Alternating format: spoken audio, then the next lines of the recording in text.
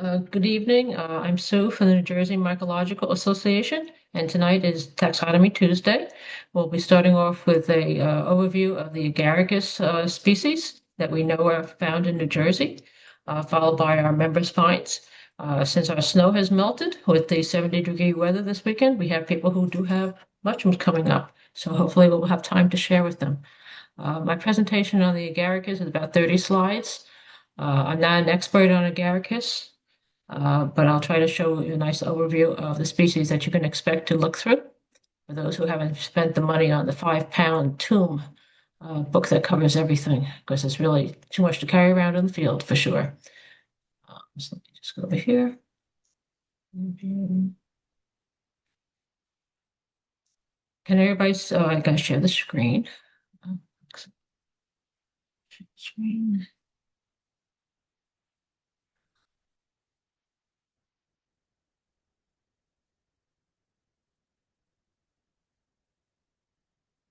Can everybody see my screen now? Yep. Okay.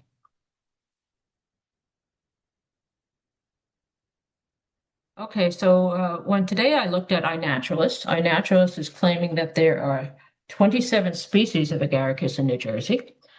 Some of them I'm not including in this presentation are some that I know are cultivated. The Agaricus bitorquis, the Bisporus, which is a common button mushroom in the supermarket, and bernardii, which is a sand-loving Agaricus. And some of the others I've noticed on, let me just show you quickly. I've never seen this before in our naturalist. There's this new pink label going on.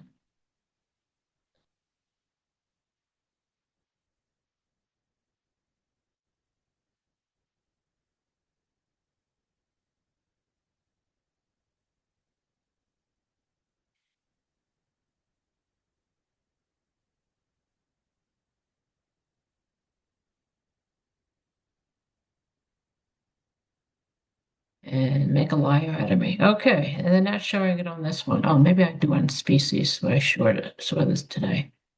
So these INs, has anybody noticed those before? No, Neither have I. I was trying to figure if that was going, it means it's invasive or what's going on. I just couldn't find it. introduced, I think it means an introduced species. They have rare and, they have a couple of Okay. different things. But if you go open one up and hover over it, it might tell you what it is. Yeah, I tried going into them and they didn't really tell me. But that's why I was sort of guessing some sort Yeah. of, yeah, oh, it does say introduced. Yes, I see it. It doesn't do that in the mobile Yeah. app. Okay. So I couldn't see that. Okay, so we have some that are now introduced. Yeah, we know arvensis. Okay. So now we know that one. At least I've learned it today. Okay, back to the presentation. All right, so the master book on the Agaricus species was written by Kerrigan 10 years ago. He retired last year and is now living in California and writing more about environmental issues. So he's no longer going to be updating our Agaricus, what's going on in the world, in our world. And I don't know anybody's going to be producing any books in the near future. There are some online resources that are synoptic keys. If you look at them, they seem a little simple because they have habitats. But then they go into things that I'm not quite familiar with myself, with these traumas on the gill tissue.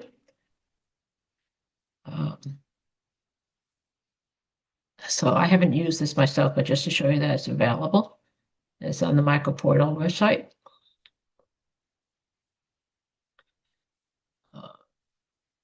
When you first find a mushroom, you can tell it's an agaricus. The gills will be dark brown and free, or almost free when they're mature. The spore print is always going to be dark brown.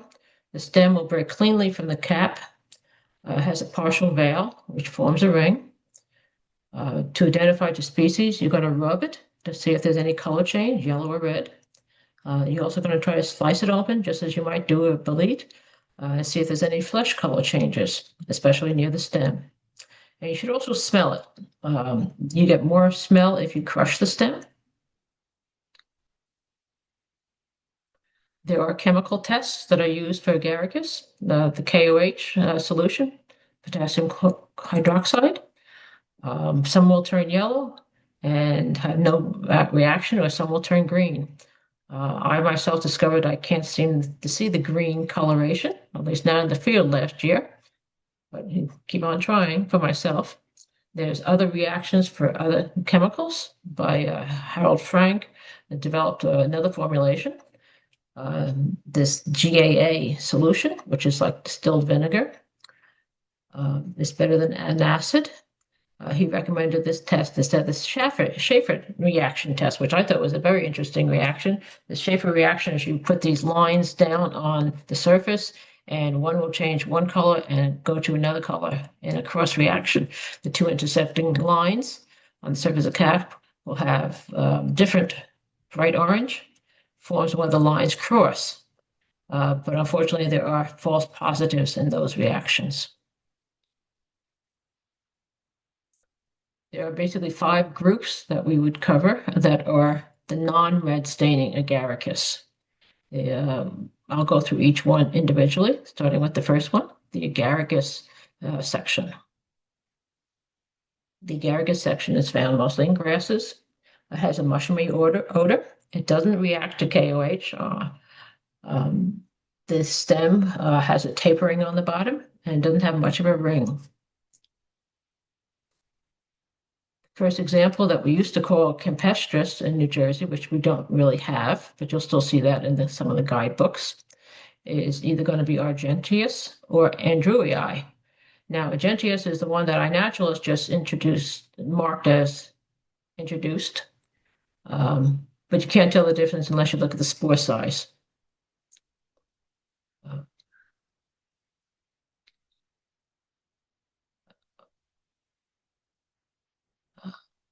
So the spore there, I only have the examples of the spores, but there's no measurements against to show you that. But this is the first of the non-red staining reactions. The next one is a new name, braendlei.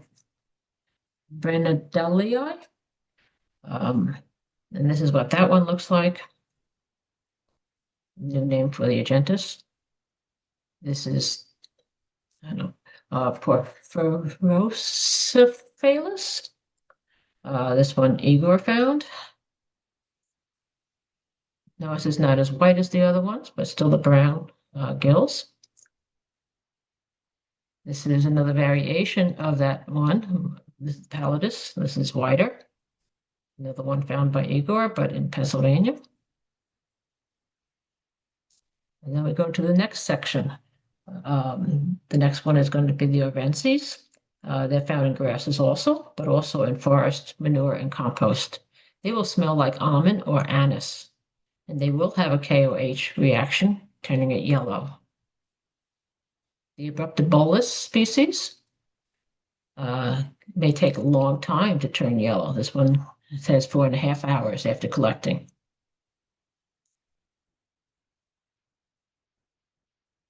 The arvensis is large, buff to yellowish cap. It doesn't have much yellow bruising, but it has the odor of anise. Crocodilinus, again, large spores. I don't have any other notes on this, but I'm sure Igor has plenty on the mushroom observation. The naugustus. This is a brownish cap.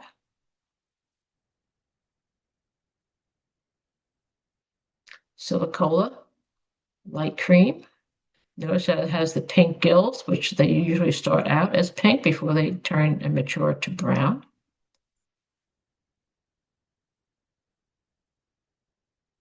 Subrufescens.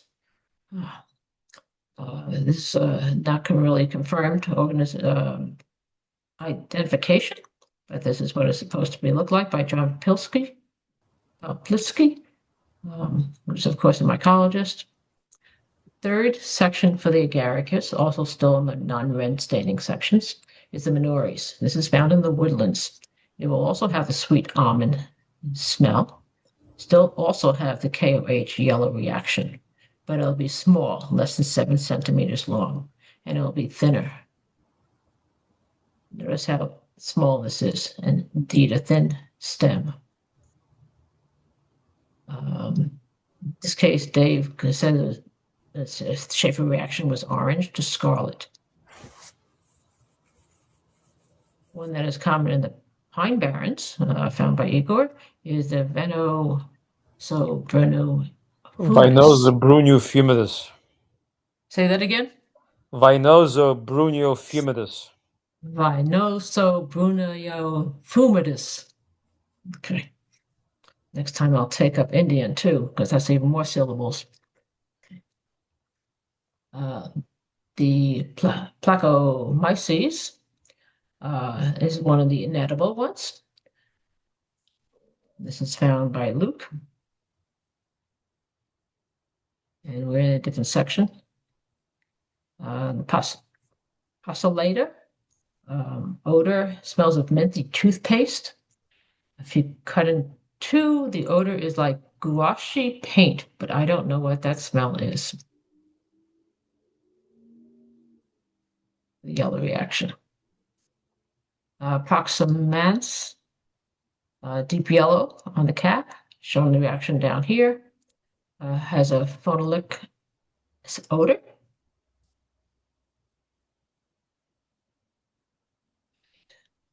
Xanthodermus, neutral odor, but it is supposed to smell like phenol. The cap margin, the stipe, should stain yellow. Exposed context didn't happen to change coloration. Okay. Now those were the non-red staining species, but if we go into the red staining species, these are considered more rare, and we should definitely try to record them online into the databases, iNaturalist or Mushroom Observer. So in the red staining, we have these sections: Vivularis, forest, urban, sandy. Has a very well-developed veil, mushrooming odor. No these all have KOH negative reaction. And these are the others. We'll get to those. No, maybe not. The second one, this one will have an in-roll cap. This one tends to have a dark cap, but hasn't been seen. Tall, slender stem on this one with a brown cap. Again, negative KOH. And that's all we really know about that. So as examples, the bernardii, which is, I think was listed as the introduced on iNaturalist. This is the one that like sandy habitat.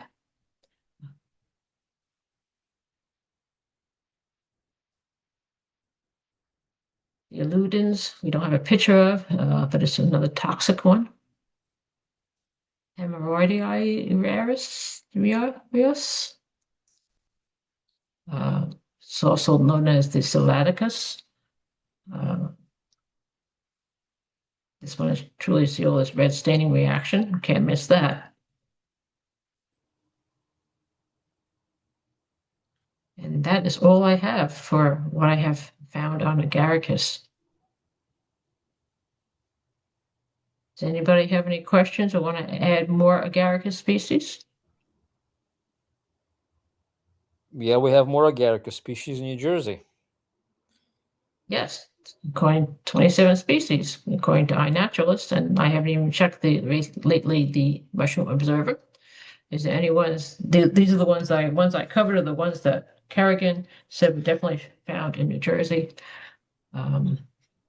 Would you like to take control, or you want to just mention which ones that you want to? Yeah, I have to look at my observations on the MO, but I can tell you that we have at least two more species that at least I found in New Jersey. One of them is called the floridanus. Right, And I for remember that, for that we have at least one collection and at least one collection sequenced. I should find the MO number, which I will. Yeah, it's not on iNaturalist. Yeah, MO. Well, it's I'm talking about my personal observation with an ITS sequence attached. And the second one I have to look up. It came from a NGMA foray from Scotland Run a few years ago, and I thought it was floridanus, but it turned out to be something else.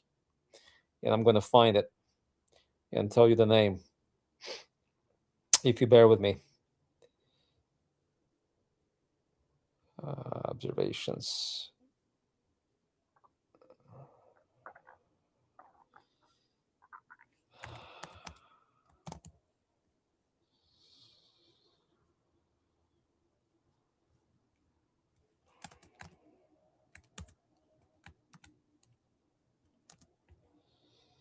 Okay, one more parameter to put in, and they'll be there.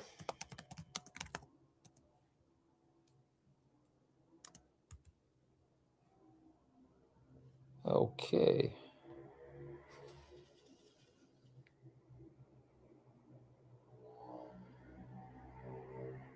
All right, it's if you want to go into MO and show it to everyone, it's observation 507343. And 507,343. yeah, 507343. And it appears to be an Agaricus species near auricolor because it was given a temporary epithet by Steve Russell. So it's a novel species apparently.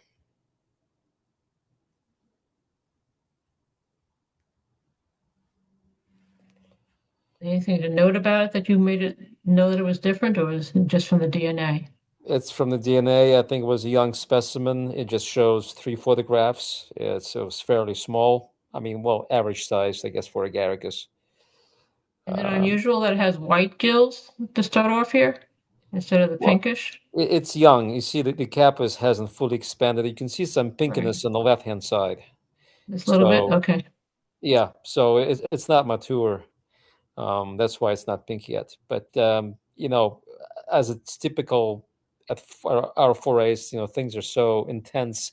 There's like little time to study anything in any detail. So I just snap pictures and dry the specimens. If I have time at home, I, get a spore print or something like that. So yeah, I mean, I think you covered quite a bit. We have a wide variety of species in New Jersey of Agaricus, but your presentation also pointed out indirectly that we still rely heavily on DNA to identify our Agaricus. Do you know how to spell the floridanus? Like Florida? Come up on me. Yeah, like Florida. Yeah. Florida, and then NUS at the end, floridanus. Yeah, right.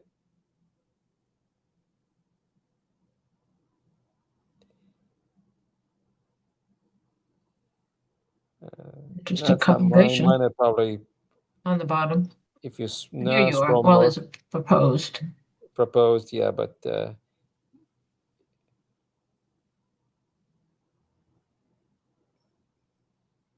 mine's probably one of the earlier ones, so it's going to be on the bottom. This is one of yours from Brendan Barn.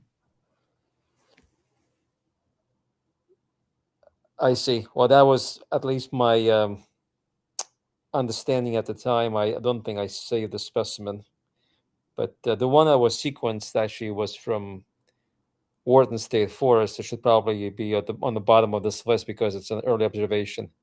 There you go. No, below that.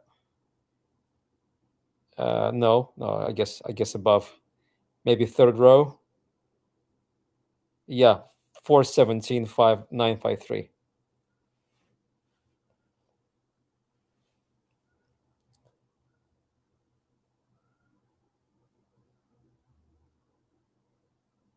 We know what section this one would be in, though?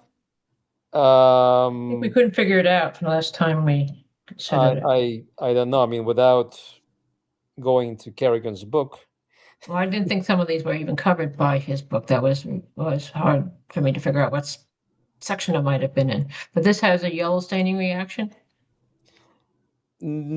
Yeah, the fruit bodies had yellowish caps, so they were already mature, as you can see from the gills. They were basically brown, not even pink.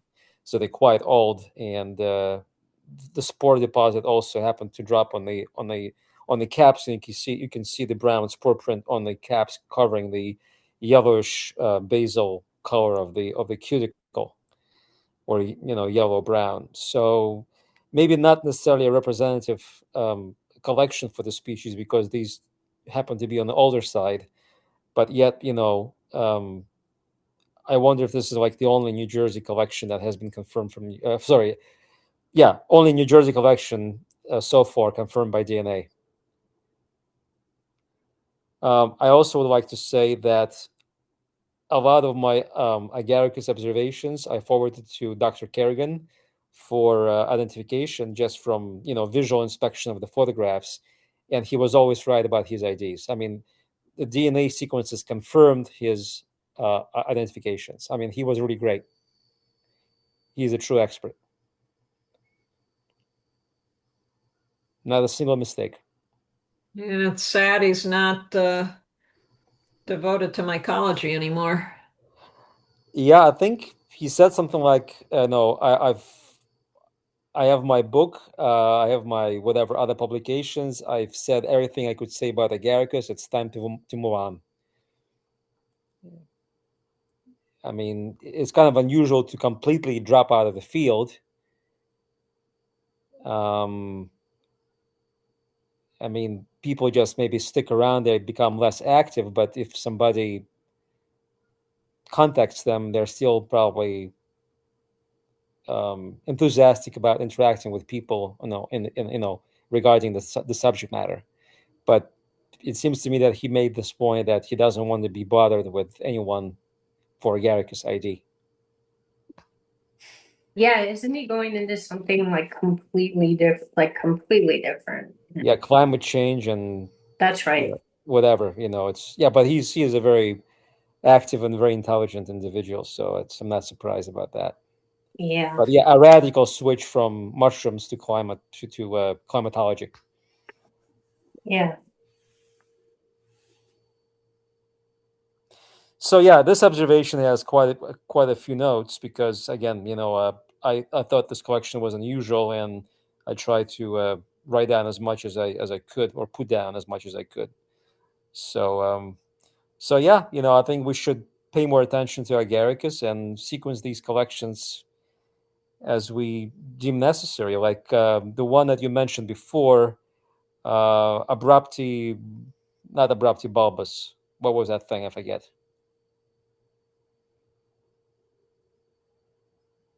the species name. I think it was from section Agaricus. This one? Yeah, it is abruptibulbus. Yeah.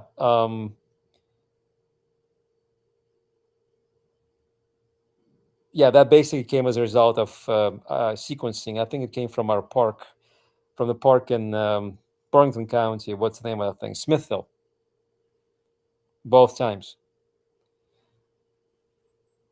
So yeah, I mean, I do encourage sequencing for Agaricus, because it's a difficult genus, more difficult than you can imagine.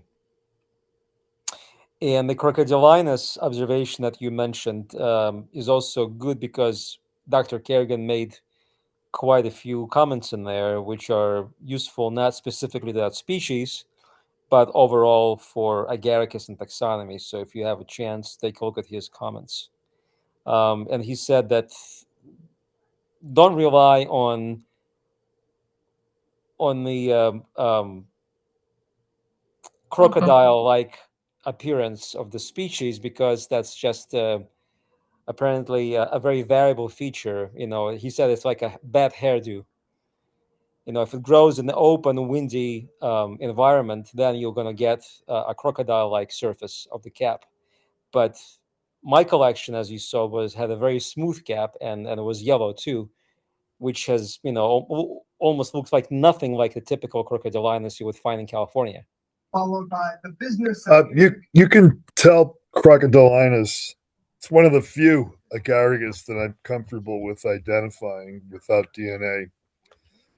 It's a horse mushroom, so it's usually big, and it might have a little yellow on it, or bronze, kind of like you see here on the caps of these. But if you measure spores, Yes, they're huge. yeah, they're large. Most agaricus have pretty small spores, under 8 microns long. Crocodilinus, I think, has spores that are 10 microns long, or maybe even a little. Yeah, 10 to longer. 12, I think, something like that. There's 10 a to 12. Yeah. I Okay. read a paper a long time ago. Apparently, the species was described as something else from Europe, but Kerrigan says that there is no reason to believe that they're different. They have the same ITS. The spores are pretty much, these extra large spores, and I forget the name, um, but yeah, it's a saprobe, so expected to be found on more than one continent, I would presume.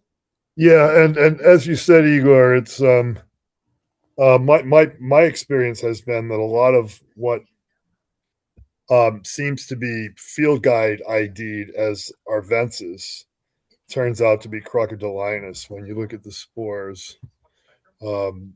So the crocodilinus is not necessarily, doesn't have a cracked cap or ornamentation on the cap. A lot of times it's smooth, nice, smooth, uncracked cap. Yeah, this collection actually comes from my property, the HOA where I live, and they were growing under European basswood. I've only seen them twice in the last 13 years. So very nice smell, and they're very, very attractive, agaricus. Of course, I didn't eat it because I didn't know what it was. And besides, it was growing next to a highway, so not a great idea to consume these things growing next to a dirty environment. Yeah, especially agaricus. Agaricus mushrooms are known to uptake heavy metals like lead and etc. So yeah, you want to make sure you pick your agaricus you're going to eat, that you pick from habitat that's not polluted. Right. And then another species that you covered is naugustus, which looks like Augustus, except that it's smaller.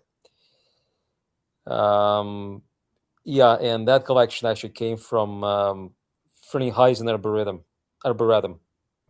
Oh, I was going to ask about that. So that's what this one is. Yeah.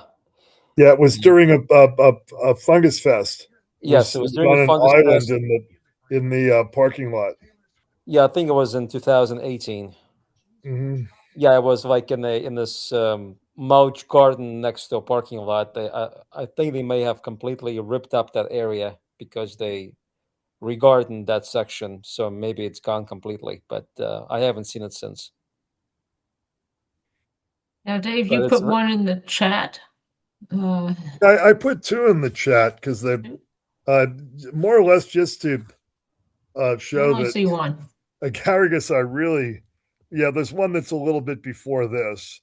So, I mean, the few times that I've managed to get agaricus mushrooms sequenced, it comes back as something I've never heard of. I mean, probably it's in Kerrigan's book, but so I mean, I wouldn't have called this agaricus pallens. So this is it's a coded one, pallens. I guess that's Wisconsin 01. Yep. So there's just so many agaricus species. They are really, really difficult to identify. Even sometimes with ITS, it's not easy because apparently there are a few instances where 2 different species have essentially identical ITS sequence, or within 0.5% difference. There will be 95.5% similar, which suggests it's the same thing, and yet they're not the same. So that goes on in agaricus also. Yeah, there's Marcella's like that too. It's funny you say that. I opened up my Kerrigan book here when you're talking about the floridanus, and there's a funny notation in there. The 3 known ITS sequences are all slightly different, but can primarily be treated as representing a single species for now. for now. Yeah. That's the operative word. Yeah. I saw that line and I was like, yeah, okay. Yeah, there was an interesting one I put in the chat Yeah, before I I got put this in one the up. But before we move on to that one, it's patterns. See how small it is? Is this in the minorities section, do you think? probably. Okay. Yeah, I mean, I have a hard time identifying even sections. Okay. So this is But the leptocaulis. Collis, I forget. I found this one. This was not that far from New Jersey, really. This was down in, I think, Beltsville State Park, which is southeastern Pennsylvania. I didn't know what it was. I sent it to Steve Russell. I think it was during maybe a summer Myco Blitz. I think this one might be in the what is it, xanthodermus, whatever that, the one that's got the ones that smell like phenol and they're toxic. I think that's probably in that section. Fifth one. Yeah. Okay. Creosote. Yeah. Where was it here? Got the yellow staining. Yeah, there you go. So that's probably in that section. Is it xanthodermus? Something like that. I know it starts with XAN. Well, this is the thing. Xantho here. Derma. Yeah. And KOH yellow. Yeah, and usually a lot of times there's yellow staining on them Yes. in the base of the stipe, without putting any KOH or anything on them. And sometimes those are the ones that smell like they say it's a phenol smell. A lot of times I'll call it like a chemical smell. Some people say it's an inky smell. It's not pleasant. Most of those are sickeners.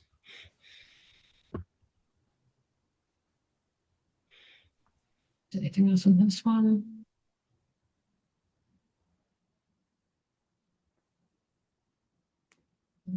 Yeah, I recently came across an interesting species on a MO that apparently is not native to North America. And it's called Agaricus flocculosipes, and it was described from China. And it was sequenced, and that's what the idea was, although it wasn't probably, I think it's 99.7% similar to the type collection. So I would say that it's probably the same thing, although again with caution.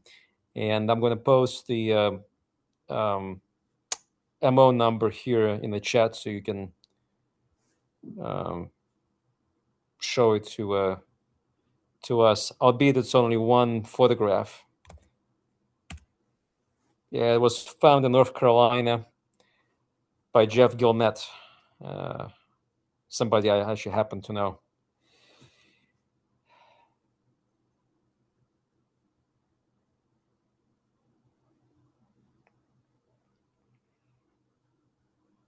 Oh, yeah, there's more pictures I see because there was only one picture before. A really big veil. Yeah, the big veil. I thought it was vinosobrunneofumidus, which obviously wasn't correct because it doesn't have that kind of a ring, kind of a droopy and skirt-like. Vinosobrunneofumidus has a much tidier, narrow ring than this one.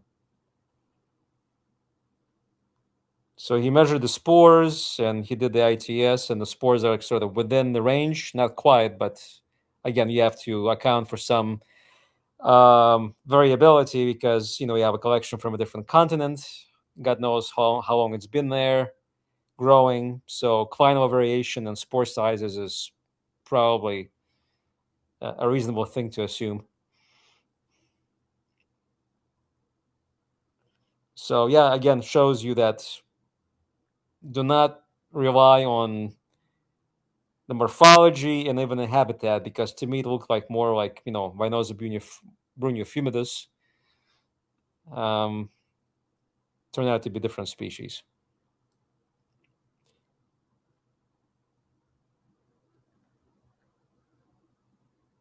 Isn't this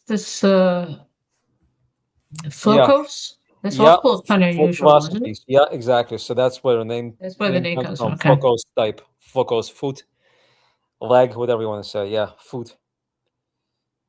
So yeah, very very neat. Sorry, I didn't hear you. For two? That was TV.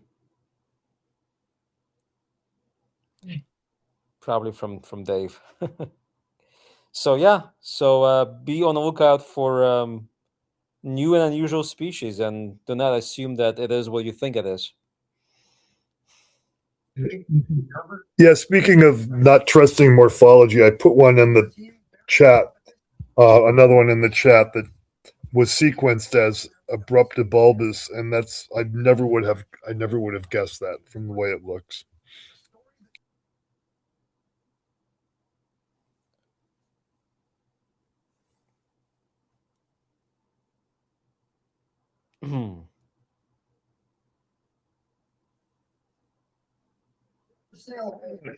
This doesn't look anything like what abruptibulbus is supposed to look like.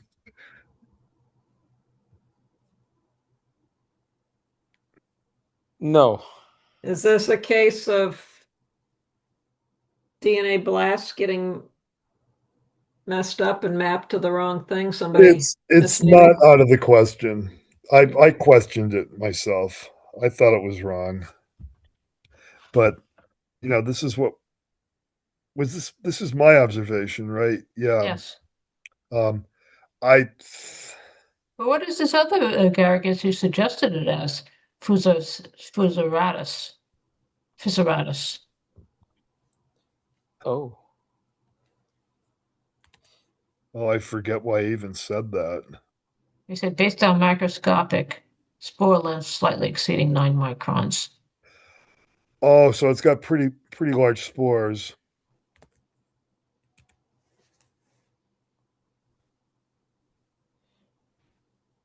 Oh, by the way, Sue, you missed one.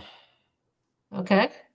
I got confused because that abruptibulbus specimen that you featured from my observation did come from Scotland Run, but we also found another Agaricus at Scotland Run with a similar name, reducibulbus.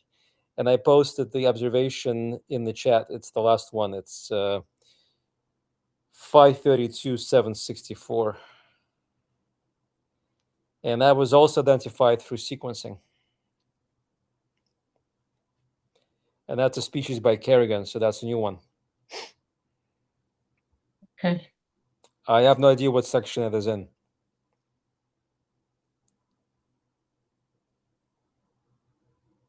Yeah, I don't know how many. Remember, this presentation was basically made in the 2024 with that table in the Oh, I NJMA. see. Yeah, so even though this predates that, we might have had. Do we know when the ITS came through? The ITS, well, you can look at the, let me see. I can probably tell you. Let me see at the ITS came through in May of 2025. Okay, afterwards. Yeah, afterwards, correct. Even though the observation itself precedes your presentation, the ITS sequence Yes. came out after that. Okay.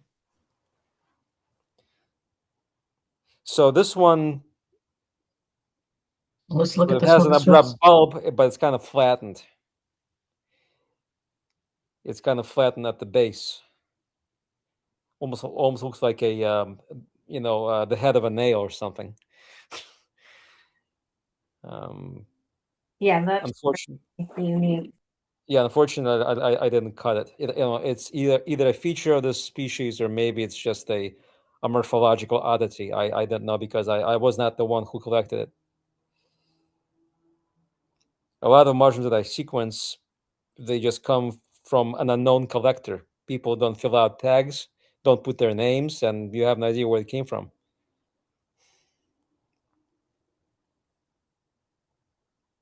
Is this in section arvensis? Do you know? Oh, I don't know, Dave. That's my question for you. I would guess it is based on the partial veil being pretty abundant And robust. Yeah, and robust. And the one photo here. Yeah, right here. See it? It's yeah. It looks like it's got one of these double rings too. There's a deposit on the stipe, and there's still partial veil intact. Oh, you can see where some of the partial veil is grabbing on to the part of the ring that's that's already deposited on the stipe. I think that's an arvensis trait. Yeah, you can see these fibrils. I call them struts because sometimes they're very thick. Yeah, struts. Look at the gills are gray. I mean, you can't see them really well, but it looks like they're gray. They're kind of brownish pink. Well, even at this stage. arvensis, there's very, very little pink that occurs on the gills of mushrooms representing species of section arvensis. They go from very pale to grayish to maybe a slight pinkish tinge to brown. There's not much of a pink stage in the horse mushrooms. Someone on YouTube has done a video on the reducibulbus and reducibulbus, comparing those two species. Huh. So it was done 3 years ago. So wherever these fungi come from is probably more abundant than we see them in New Jersey. She was able to do this video. Yeah, and my notes say that this thing turned dark yellow overall on drying, so it came out of a drier dark yellow. Kerrigan says definitely section arvensis, not known to be close to any species. So okay, so it is arvensis. All right, good. Yeah, edible with caution. Edibility unknown, he says there. Yeah. But I think everything in section arvensis is presumed to be edible. Again, the word is presumed. I don't think there's any known sickeners in section arvensis. And I think if there were, we probably would know because they're commonly eaten, and people just often call them arvensis.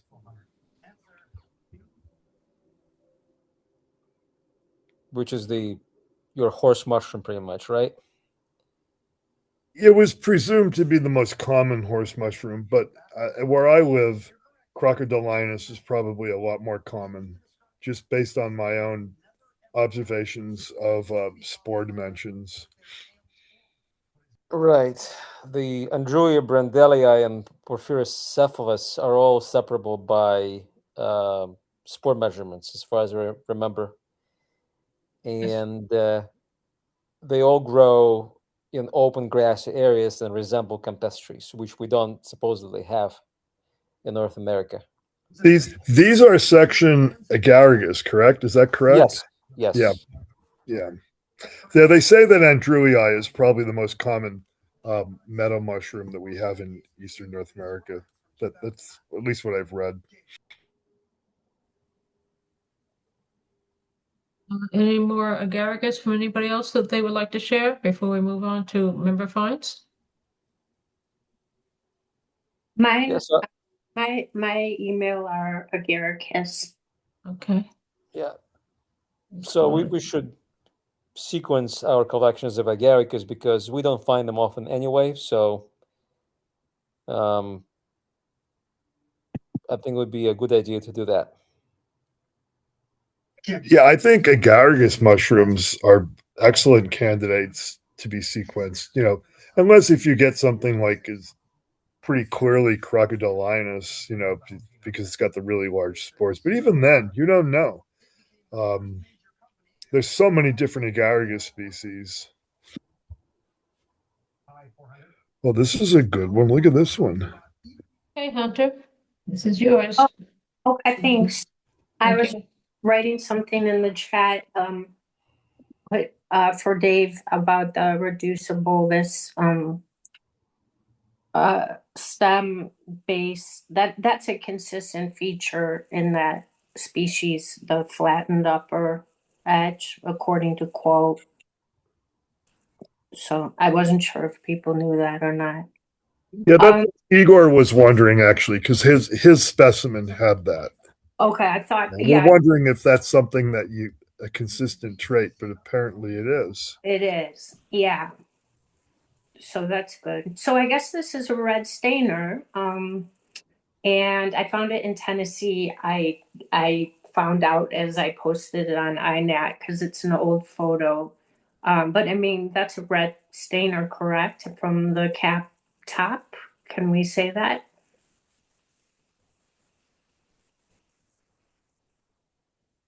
Or no? It looks like at least some of the species that stain red. And I just have a hard time saying anything about agaricus mushrooms based on what they look like. But I think you have to cut them to see the red staining. Oh, okay. So like the inner trauma or Well, they said Yeah. you can rub them too. They rub them along the cap edges. Oh, okay. Well, Okay. okay. I see that the cap surface, has ornamentation on the disc, but it also has a lot of staining, pink staining on the cap, which suggests that the species does stain red. Yeah, that was sort of my assumption, but perhaps, yeah, that it suggests it for sure, but maybe doesn't mean for sure, but it's suggestive of it, I would say. Yeah, okay. Cool. That's how we'll say it then. Yeah, and So that's that's one of the ones that we wanted to record, and you recorded it. But I don't know what we do after that. yeah, yeah, and that was, quite a few years ago, but I'll keep my eyes open for more of those. Yeah, let's look at what one of those red stainers that you have. They said we have very few pictures of anything. There was one though that really had the look. This Yeah. one. Mm-hmm. Yeah, haemorrhoidarius, which is a good name for it. What else do we know about? Well, I guess it's got a bulb a little bit. And that's really the only one we got of a modern day. That was found by Shihan. Hmm. But no ITS, huh? No ITS, but no proof yet. Okay. Well, they're somewhat similar. I don't know.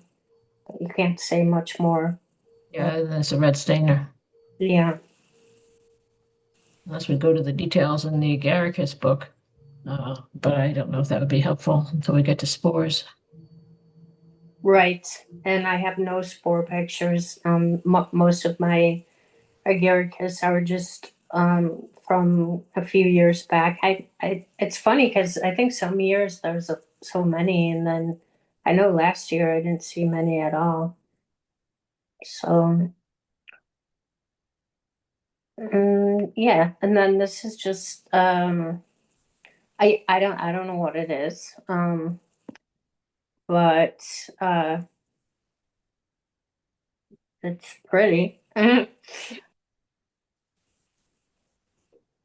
This one to me looks like something from the Oh yeah, xanthodermus.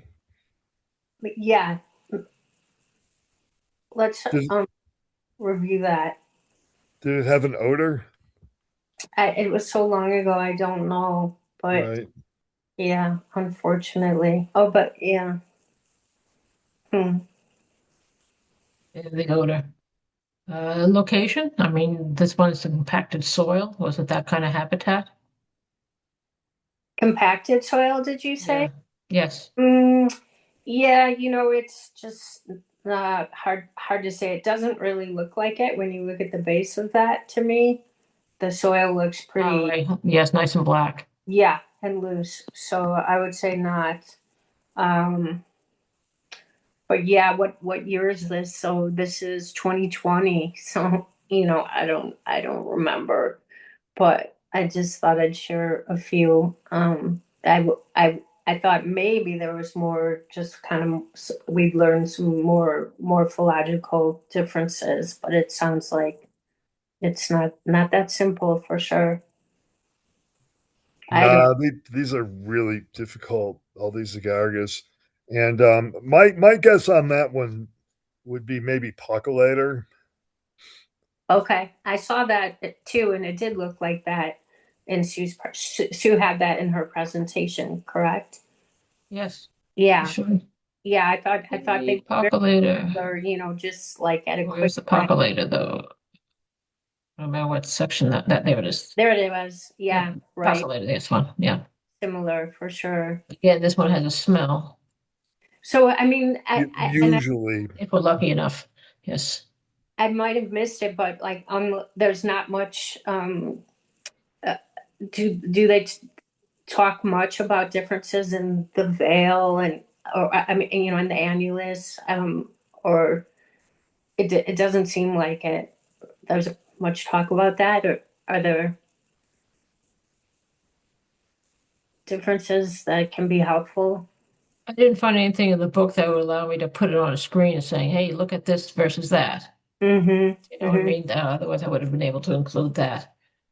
Yeah, I want to look at them like an Amanita, but it just doesn't seem like the criteria is at all the same. Okay.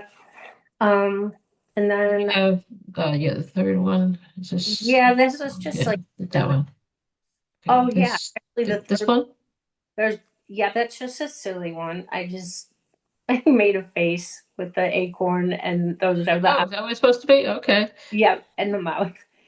Yeah. As long as he's smiling. Yeah, exactly. And that's old. And then this one, yeah, these were nice. This was in Northern Illinois.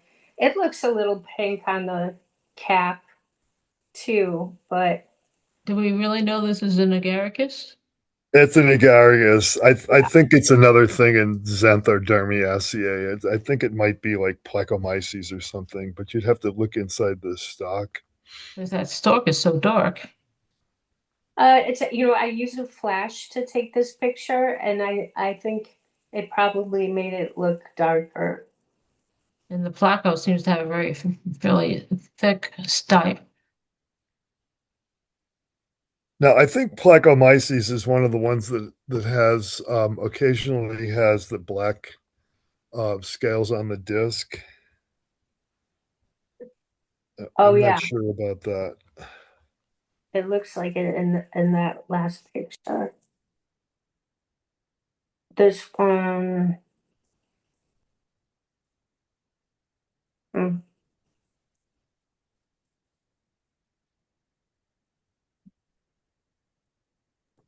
It's a cool Placomyces is from either usually way. more.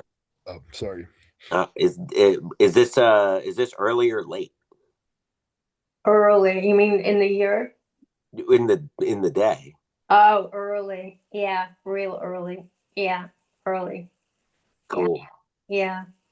Yeah, I mean, it wasn't that dark that I mean, it was probably a dark, really rainy, wet day, but I didn't have to use a flash. I had some other pictures without the flash, and I mean, you could see them just as well, but I just wanted to throw one picture in because it showed the mushrooms and, the underside and everything we needed to see. And I think there's one more iNet, or I thought, did we do all We three? have two of them the same number you sent in. Shoot. Okay. I blew it then. Okay. I might resend one more, but Okay. we can move on. Okay. Anybody else for agaricus? So do I move on to members five now? It's been the first hour. I put another one in the chat Another one? because I thought it was something that I identified as abruptibulbus a number of years ago, and now I think it's probably reducibulbus. Look at the base. It's flattened. Yes, it's flattened. It's probably reducibulbus. That is so. Yeah, and Cor was saying one of them stays white, I think reducibulbus, and then the other turns yellow. No, they both stain. I think they both turn yellow. Reducibulbus turn yellow, dark yellow after drying, and it was Okay. already staining yellow when I handled it. So Yeah, they're in arvensis, arvensis, so they arvensis, I believe. exactly. So they Yeah. expect to do that. Yeah. And a long time ago, I can look for the observation, but a long time ago, I found what I'm pretty sure is Agaricus bernardii in downtown Wilkes-Barre on a lawn next to a sidewalk that was routinely sprinkled with salt when there was snow on the ground. And that's probably why the bernardii ended up there. I can look for that one. Interesting. Isn't bernardii a West Coast species? No, it's associated with sandy areas near beaches, like, but it's probably because of the presence of the salt in the air. Let me find the observation.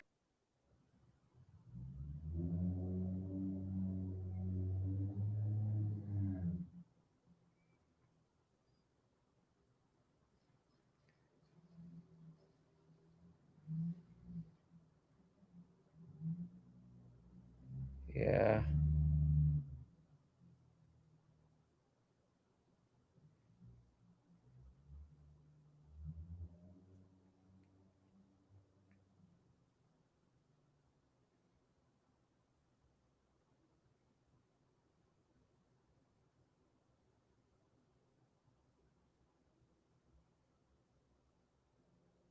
We're waiting. We can go on to Hunter's last one. I know we want to wait, have Dave's comments too, though. But this is, oh, you got a mushroom on a mushroom here? Yeah, and it's an agaricus on an agaricus, I think. Me and me. Yeah, so cute. Had to show it.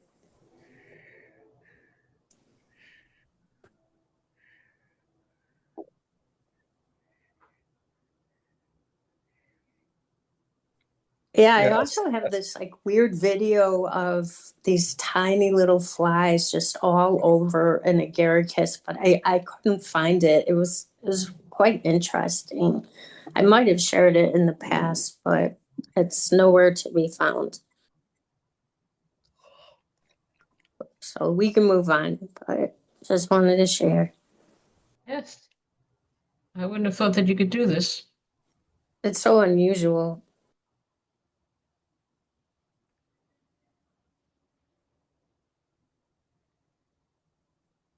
Sort of waiting for Dave, but if, anybody who's new to Taxonomy Tuesday, if you have something to share as a member find, just tell us in your chat in the chat, and we'll get to you in order. If you hadn't sent in an email.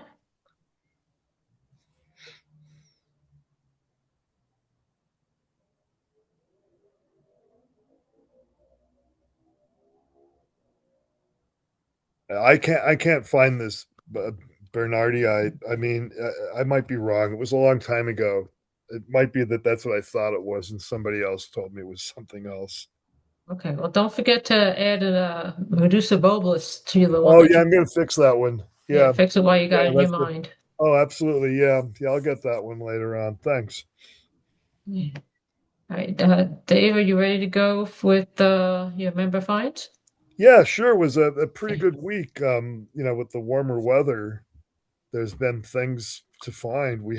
Our club had a foray on Sunday, and this lichen was on a fallen dead tree branch, hardwood. It was all hardwoods where we were, not far from downtown Wilkes-Barre, close to the Susquehanna River in a place called Kirby Park, which there's a wooded area between the dike that protects the lowlands from the flooding river and the river itself. There's woods in between, and this was on a branch right alongside Exidia crenata.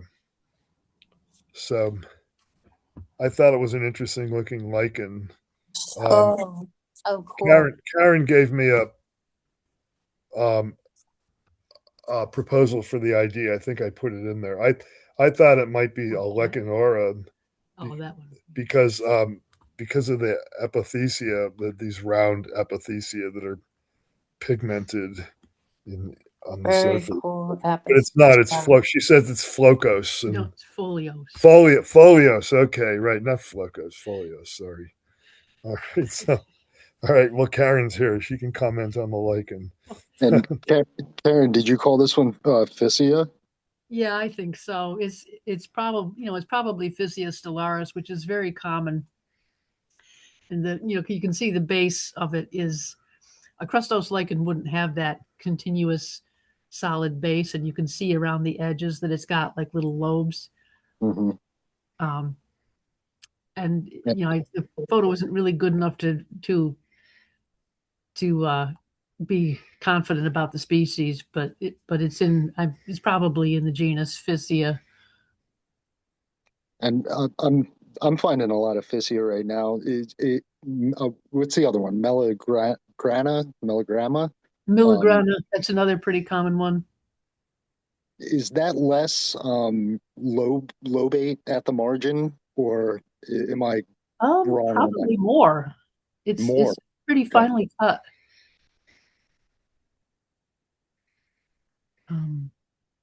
Yeah, I'm trying to think how to characterize it. It's got little Ceridia or I think it's a little more. It can be a little more dusty. Is that correct? Yeah, as well. It's like I forget these things because I haven't looked at this since last fall. I'm just trying to think how to characterize it. Physia miligrana would have, I forget whether it's Ceridia or Acidia. I think it's Ceridia, which is like little grainy grains on the surface. Cool. Probably would not have apothecia, or not as many. Because apothecia are kind of uncommon on Physia miligrana.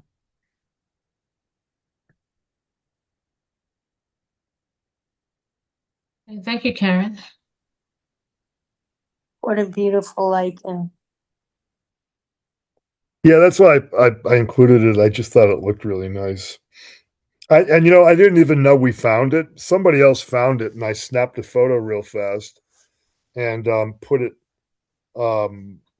I don't even know if I brought this home. I don't think I did, because the reason why I snapped the photo is because Exidia crenata was on the stick, and this was next to it, and I didn't even notice it until I got home and saw the photo. And you can see where on the right, where I cropped, on the right, that's a little bit of dark black sort of stuff infringing on. That's the Exidia. So I didn't even really notice it till I got home.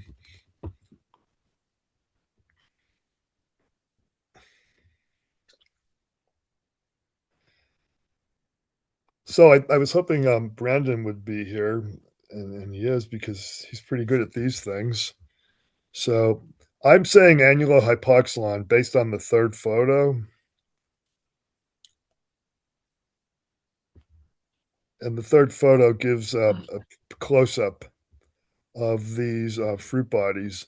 And you can see there's like a recessed annulus surrounding the little conical osteole, right? Yes. So that's why I picked annulohypoxylon. Now I couldn't find any slits on the spores, and I looked with my better microscope, and I couldn't. I thought I saw very faintly some of those a longitudinal split. Now the spore has to be positioned correctly to see that trait. I don't know. Is this one on the lower right? That doesn't have the slit, does it? I didn't look at this photo really carefully. Maybe. Where is that slit, Brandon? Is that across the arched top, or is it along the flattened part? I'm not sure which part is on, but I do know that it runs from pole to pole. Yes, it's a longitudinal slit, right? Mm-hmm. And I think you might be able to see it on the one kind of directly above where your pointer is on that last photo. Yeah, that I think you Oh, might I be able to see. make it out there. It looks like that. Yeah, it looks like there might be something there. Yeah, you know what? I'm going to have to look at see. Once it's online, it will only you can only zoom so much, and not once you crop a photo, you can't zoom very much at all. I'll Yeah, look at you know, myself later at that what's photo again. interesting is I'm on my phone, so you can zoom in as much as you can Oh, on the observation, but then I'm on my phone, so I can actually zoom in a little more. oh, Uh, and I think I can see that pretty clearly. Um, oh, oh, but good. but the problem here is you said I potentially know these things pretty well. I've learned a little bit more, and I don't. I've just become confused about the whole. Isn't that great? The way the more you learn, the less you know. Yeah, the whole situation. It just seems. Oh, I but thought I had a hand. I thought I had a handle on them, and then something new comes out, and you're like, who oh, knows? by the way, I had a suggestion for you here on how to avoid cracking your slip that you put over the top of the mount. So what I did was I tried to soften up some little grains that I scraped off one of the fruit bodies, and I let it soften for a long time, and they were still hard as rocks. It didn't seem to matter, but after letting it sit in KOH for like an hour, um, I noticed that the KOH had picked up a stain, indicating that some of the material had seeped into the KOH. So what I did was I pushed the little grains off to the side. I sort of got them off of the area where I was going to place my slip, and then there was not a lot of grainy material potentially going to shatter my slip when I tried to tap down on it. And I managed to get these photos of these spores without breaking a slip, which Yeah, which is there's a big accomplishment with one of these. on any of these carbonaceous, black carbonaceous type things. Right. That's an accomplishment. Yep. Nice. Yep. And KOH definitely helps there, without a doubt. I think, unfortunately, one of the things that I read, or well, this is prior to kind of my new understanding of these things, was you really want to look at these spores in water. Um, there is some color difference there, uh, at least reported. But again, you know, You get different information if you mount in water. yeah, there's supposed to be like a golden yellow thing going on. Oh, Or oh no. You're supposed to look at them both in water and KOH. You can make out that germ slit better in water. Um, oh, okay. and there's also some reaction in KOH. I think there's a greenish coloration to I think it's Jack Rogers-Ella is the one that Yeah, has yeah. The one of them turns green. I think Jack Rogers-Ella. Right. I'm pretty sure. Yeah, this one it didn't turn green. It just got kind of grayish, just like but the but dark color. all that said, Dave, Yeah.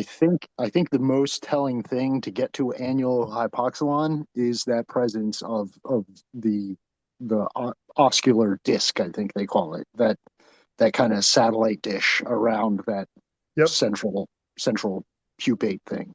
That's my understanding. That's why I proposed annual hypoxylon. And I still have the fruit bodies are still here. I didn't throw them away. So I'm just gonna scrape a little and let it soak in water this time and see what happens. Yeah, and that KOH thing, I remember this pretty clearly. There's a process that you can do where you kind of crush one of the fruiting bodies in a paper towel soaked with KOH.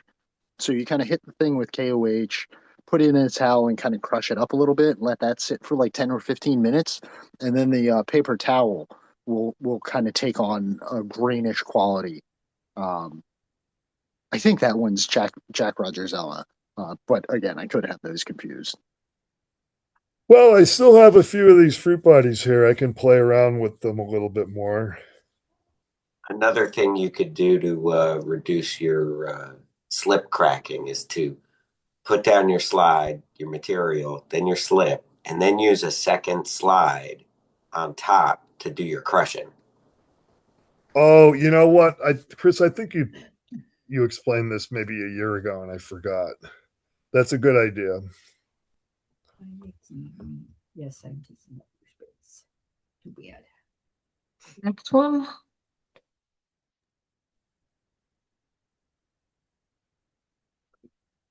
So the thing that's interesting to me is, how do you know if you've got Exidia nigricans or Exidia glandulosa? They are very similar. And now people on iNet seem to be of the opinion that everything is Exidia nigricans. But I've had something very similar to this sequence by Steve Russell, and it came back as glandulosa. Now, my glandulosa observation, which I'm not showing here, it was from a few years ago, had smaller spores. These spores are larger. These spores are, the longest ones are close to being 18 microns long. And those are bigger spores than what any of the sources that I consulted report for glandulosa. So I'm thinking maybe these are nigricans because of the larger spores. But I saved two samples because there were two different collections made, and they both have the large spores. So I'm interested in trying to figure that out. Well, not so much figure it out, just maybe get some help from DNA. Because I think my idea is that I can tell from the spore size. Now you read these descriptions of these two species, and there are claims made of that you can tell the two species apart from what they look like, but you got me on that one. They look the same to me.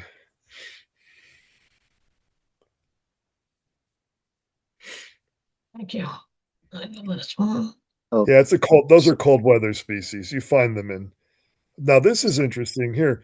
See this little tree here in the upper left? That's a Douglas fir that was planted inside this flower pot.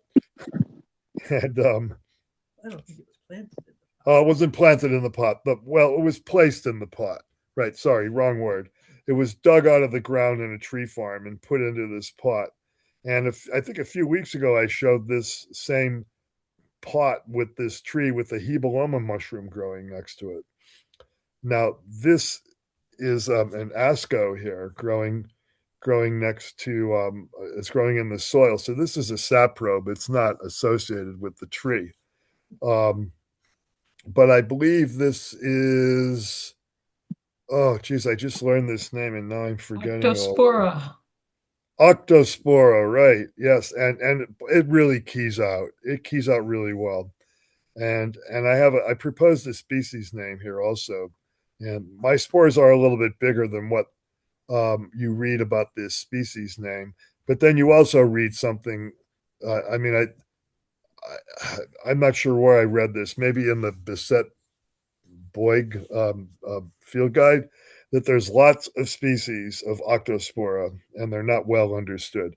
So these spores are a little bit larger than what you're supposed to get for the what's the species that I propose here? Mundula or something like that? Or humosa. Humosa, yeah. So I'm saying promising because it looks like what it's supposed to look like. And one of the things that is described for this species is variable contents inside the spores. A single gutule, a pair of gutules. These are the little round oil drops inside, or lots of little gutules inside. And it seems like the spores I found exhibit this sort of variability. So in this picture right here, we see a lot of them with two gutules, but also some other contents.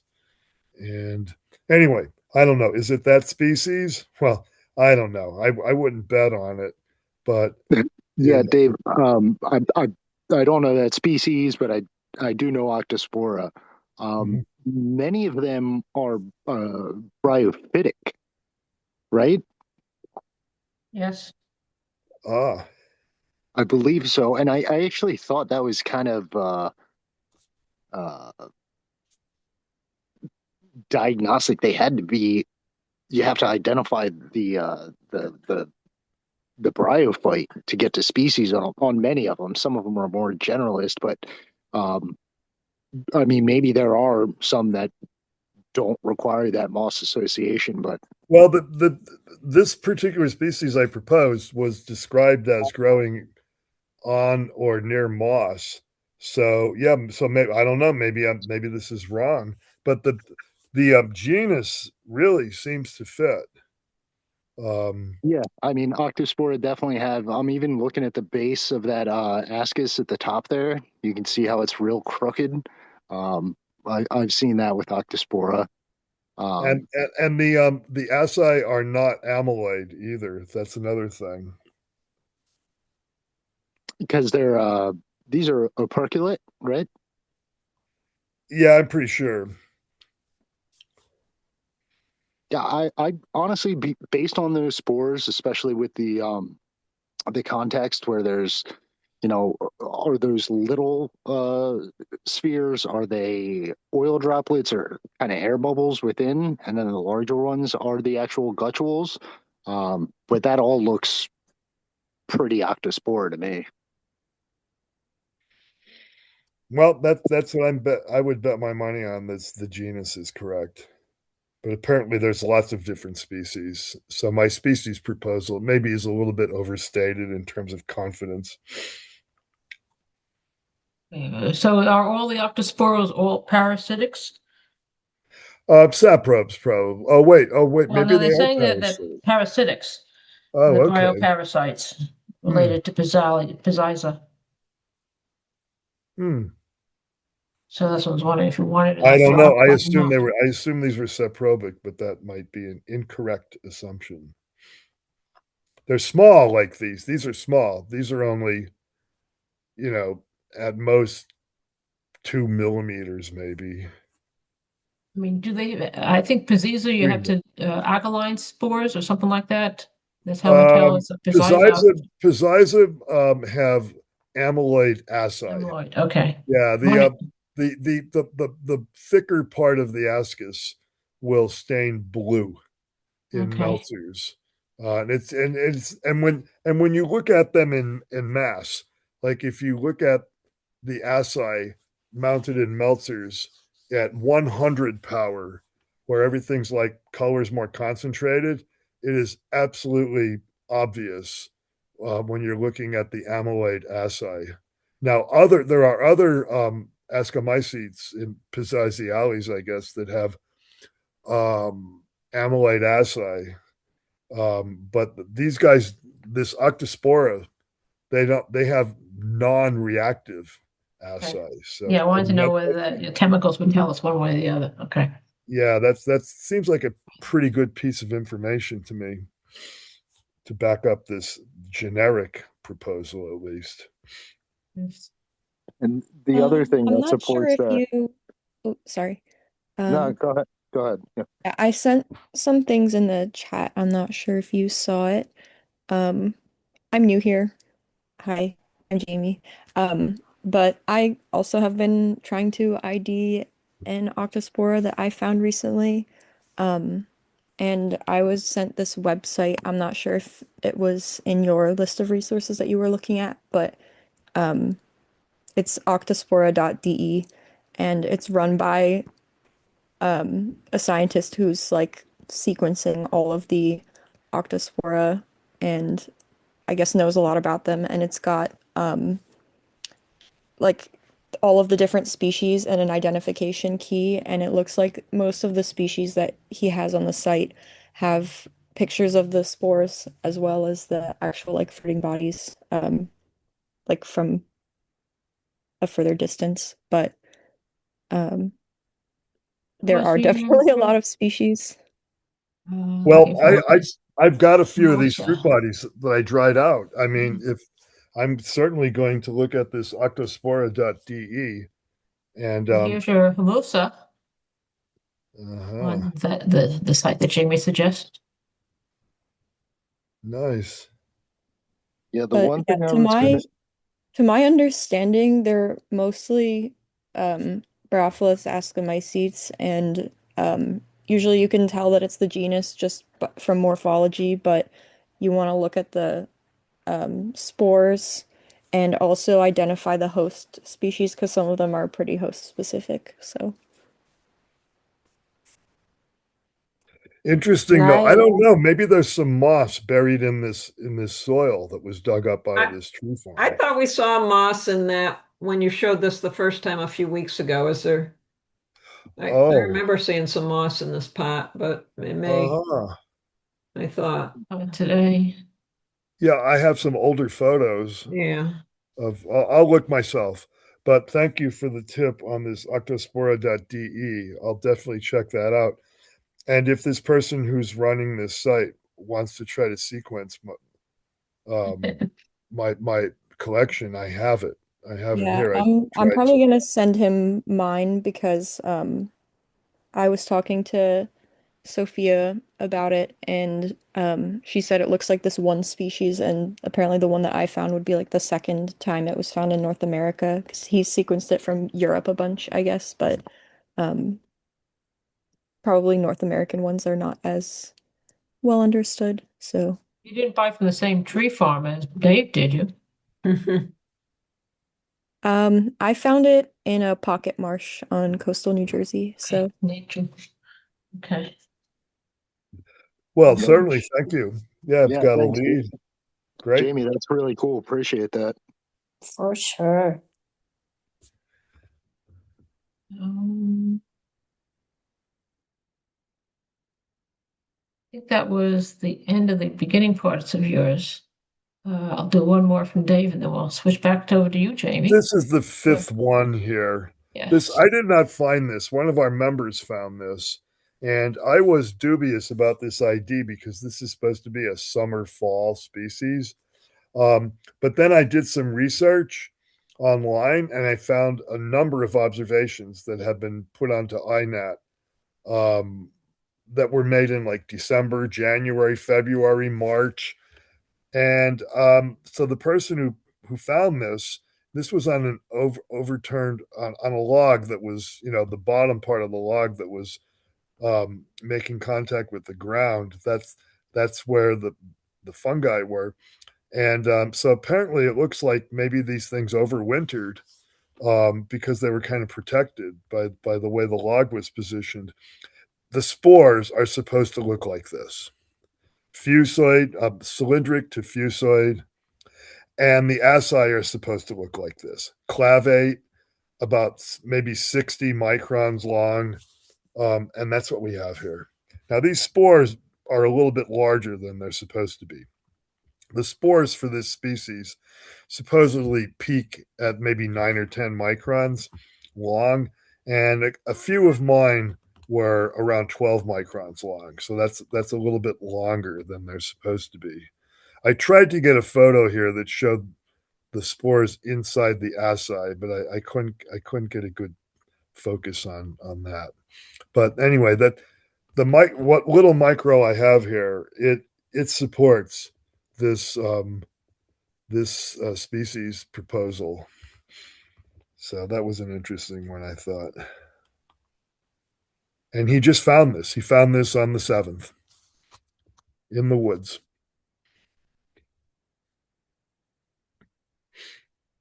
The fungi are apt.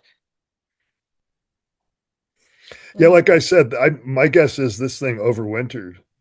And it was just on the underside of this log.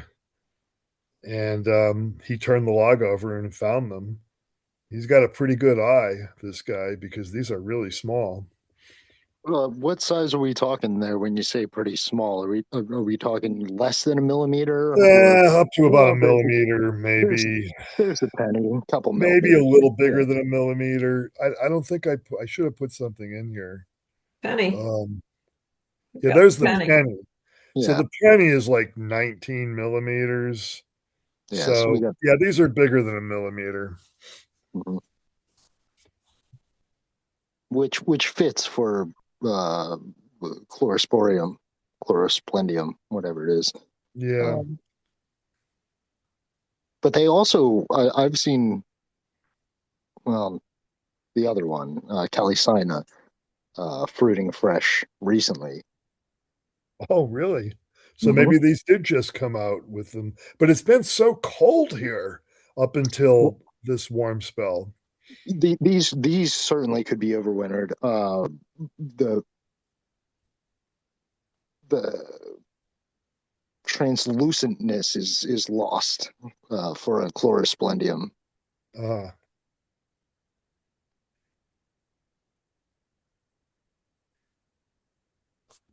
Well, it's something I've never found this, so I was really impressed. This guy found it, and then he showed up at the foray on Sunday and handed me this little piece of wood with these things on it. And it took me a long time to be able to peel one of these things off, this wood, not destroy it in the doing, and then manage to trim away the debris that was stuck to it so that I was able to do a smash mount. And it was a combination of effort and luck, really, where that resulted in my being able to get any kind of micro. Did he roll the log? Yes, he turned it over. Yeah, so I think they can persist pretty well that way. He has his own observation of this on INAT. If you searched the name on INAT, it was only a few days ago, so it's not going to be that deeply embedded in the observations on INAT. So you can actually, I probably should have put the link right in here so you can see his, because he has some photos also. And this was a day after these were collected, so the color's a little bit faded. They were a little bit more pigmented in his photos. Okay, that makes sense. I was wondering, if chlorosplendium splenium fits here, but if this is after a day and it's not a fresh collection, that I think that probably makes sense. Yeah, I'm glad I mentioned that. Yeah, because I can look for his observation on INAT. I can probably find it in a few minutes. Isn't it linked right there? It says also CNAT down at the bottom. I think so. Oh, that's it. Yeah, click on that, see what happens. Yeah, I may have. No, no, that's mine. That's just mine. It's the exact same thing. The other one that's above that. Yeah, there you go. Try that. That's probably his. Here we go. This is his. Oh, wow. Yeah. Yeah. Yeah.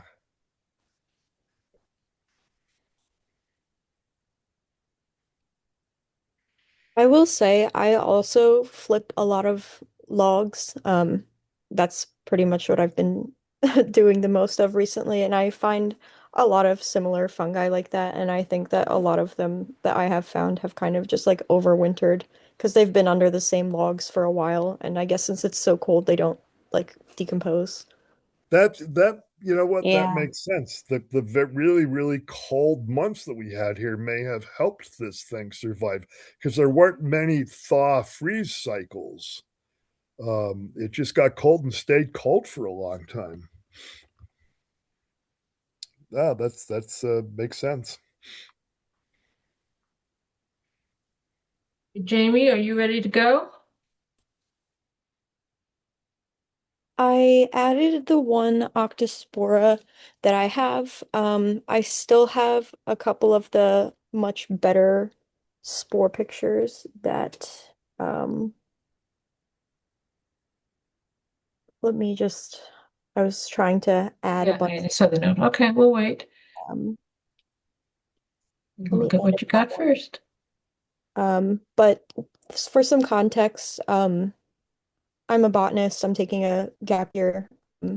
I'm starting a PhD in the fall, but this year I'm working as a watershed ambassador, and I've been working on a project that is making an illustrated field guide for the pocket marsh that is attached to my office. So I walk there usually at least 3 times, 2 or 3 times a week. So it's always fun to see after rain what mushrooms pop up. But I've been trying to identify everything that I can, at least to the genus, so that I can illustrate it and put it in the guide. And I think, Sue, you also responded to my email that I just sent the other day. But That's exciting. This club is also interested in your illustrations, by the way. Yeah, I would love to see them as well. Let me the observation. Let me add these pictures that I found because I got some I have a microscope at my office. It's not great, but I went to the lab at Rutgers. I was in Dr. Struve's lab, and she's got a really nice compound microscope with a camera attached to it, and some more powerful microscopes that I was able to get really good pictures of the spores, which are very fun. But yeah, basically This is a great picture. I have a large backlog of fungi. I've been really getting into mold lately too, because I flip logs a lot to find bugs and herps, and then I'm like, oh, what's this cool mold? But I need to get better about actually like taking some little samples into the building and looking at the spores. Because what I'm getting is that the spores are important for identifying them to species. Okay. And I think These we pictures also take. Go ahead, Brent. well, we also talked about the host.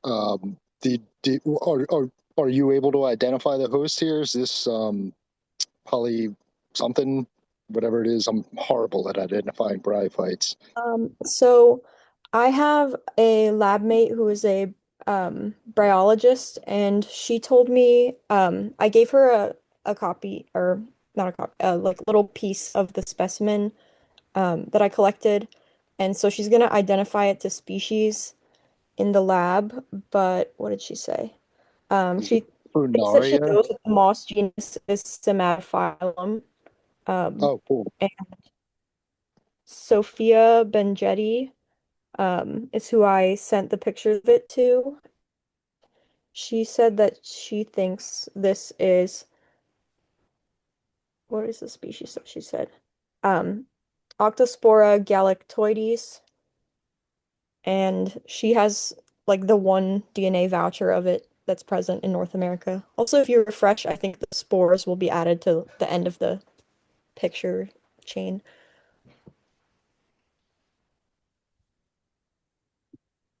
But it was cool. I went on a walk. This was in early February, right after we had a bunch of snow. So, to go out and identify things, I was only really able to find lichens and mosses. And let me see, maybe it didn't finish loading on iNet. I'm not getting there yet.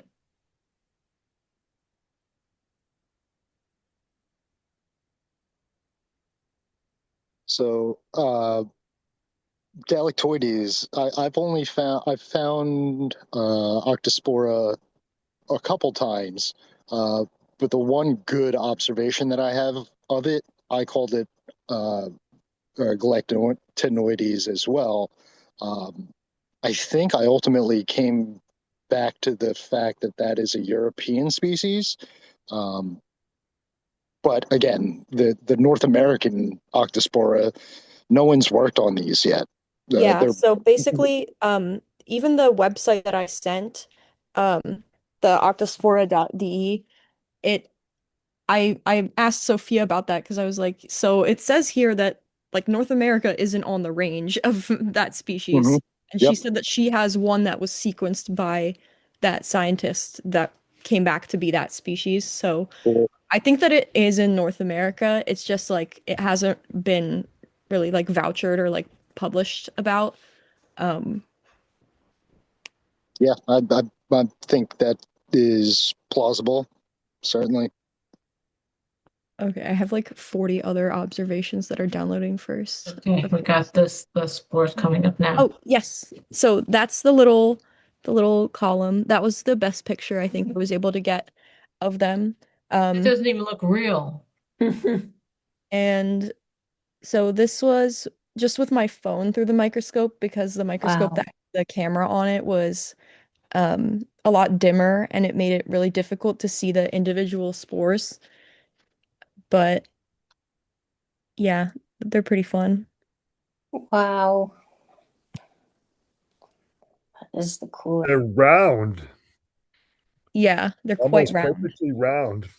Are they like that once they come out of the ascus? I'm not sure. This one is kind of like them when they were, I guess that one it got kind of like smushed in, so they're all kind of still piled next to each other. Because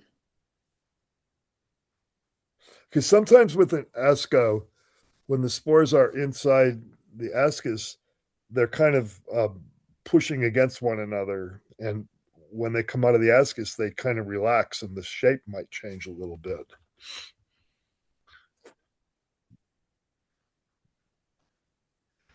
So I just went back to my observation of what I called galactinoides, and I think that that species does have more globose, subglobose type spores. I think mine were a little bit more broadly ellipsoid or something along those lines. But I think the true galactinoides, however you say it, does kind of have more subglobose spores. Yeah, these are not subglobose here in this photo. These are ellipsoid to broadly ellipsoid. Oh, is this one mine? Yeah. Yes, it is, Brandon. Yeah. And that's what he's saying. Yeah. Right? Yep. Yeah. In fact, I put up that I proposed that species name and then took it back just based on further identification. But it might be right for Jamie's, maybe. Could be right for Jamie's, exactly. Yeah, I would be surprised if these photos of asci representing these two different collections are the same species, and the spores are just look a lot different.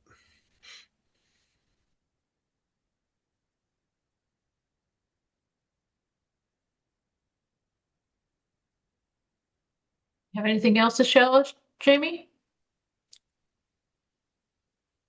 The past week or so, I've been finding a bunch of the wasp's nest slime mold, which is always fun. Those are nice, yes. Let me see. I can, if anyone wants to see it, I can add it. But I feel like that one is very unique looking, so I would be surprised if it was anything aside from that. Well, let's see it anyways. Yeah, I found that yesterday. I didn't post it yet. I've found the same. I found it being, almost every location I found Metatrichia disparia. Also, I'm going to send, in case anyone wants to review, if any of you are big fans of identifying things on iNaturalist, this is my project that I have for the marsh that I'm trying to determine as many species as I can. So sometimes I'll go for like a more specific identification, even if it might not be true, because I feel like then people are like, no, that's wrong. And then they give me the actual correct thing. But that's a good strategy. It really is. Instead of just putting it up as like fungi,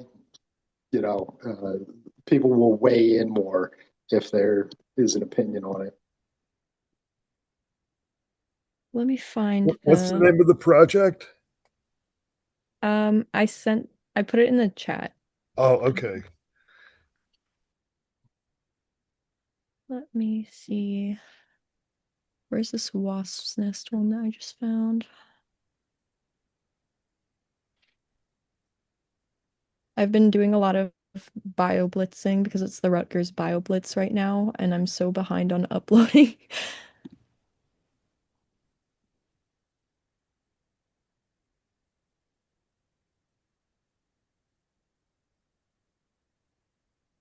Okay, here's the wasp's nest little mold one.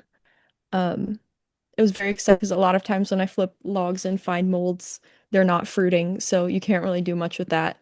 But this one had some that were, about to open, and then some that were like little empty wasp nests, which was very fun.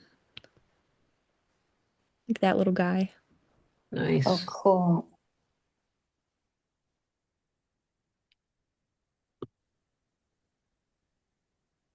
I forget the name for the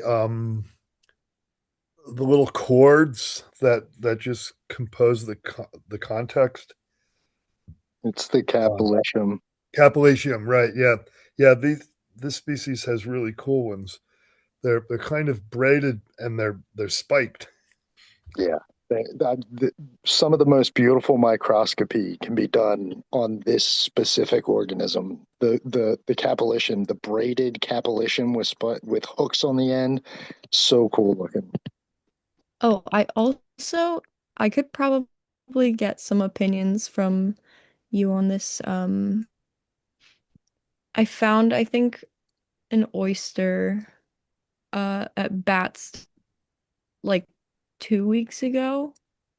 I'm not sure on the species though. Is it in your project here? No, that project is like coastal. I'm Okay. finding the observation now. But a couple weeks ago, on I think February 20th, like right between the two snowstorms that we had, I took a walk on Batstow on the Tom's Pond Trail, and there were obscene amounts of jelly fungus. Like I was getting so distracted every step that I took because every like little branch that had fallen had a different fungus on it. Yeah, we talked about that briefly last week, how those jelly fungi, they persist through, they can dehydrate themselves, and then as soon as temperatures and a little bit of rainfall make it perfect, they just reconstitute. Um, and we all saw the same thing a week ago, 2 weeks ago, where the jellies were out in numbers. But yeah, I also found this oyster, and I'm glad that I saw it. It was quite orange. I sent it in the chat. It was quite orange, so I saw it even though it wasn't like right on the trail. So I kind of like walked through to get some pictures, but it also had a little fungus beetle that was eating it actively, which was fun to find. Where's the beetle? Brandon showed that last Oh. week, I think, right? The phylotopsis. Yeah, I have a separate observation for the beetle. Oh, okay. Yeah, they were prolific. They still are. They're still out. Did you smell it by any chance, Jamie? I did not smell it. And hers is on conifer, it looks like. So It's not smelly, according to Dave, right? Is that what we were saying last week? We were, I think, mostly just talking anecdotally about my experience with this thing, Dave's experience with this thing, and the odor. But yeah, the takeaway that, in my opinion, it's less likely to be odorous on the pine, and more likely to be odorous on deciduous trees. But again, that's just kind of us talking. I got pretty close to it and I didn't smell anything. Is it like you have to like crush it and smell it to get the odor, or would it be pretty obvious? Well, you want to get it. You want to get in there, you know. Yeah, you want to. Yeah, when it stinks, it smells bad, but half the time it does, and half the time it doesn't. You know what's helpful with this species is collect a spore print on a white non-absorbent background, and it should be pale pinkish orangish sort of. It's a sort of a unique spore print color.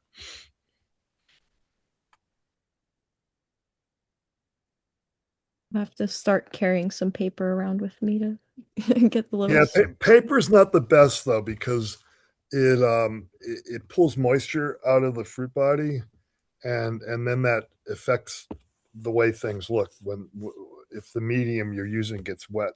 You can bring it home. It'll still leave a Oh yeah, print oh for yeah, you. You don't yeah. have to. You're not going to get a good spore print during your hour or two in the field anyway. It's going to take probably at least 6 hours or so to get a decent spore print where you can assess color. Probably more than 6 hours, really. Yeah, just bring it home and then lay it on glass or tinfoil or a microscope slide. Well, just while we're on the topic, that's what it is. I don't. Yeah, Oh yeah, right. oh yeah, I That's agree. That's what this is. Yeah. It's already researched great, so we can't improve that. But to see the pretty spores, that's all.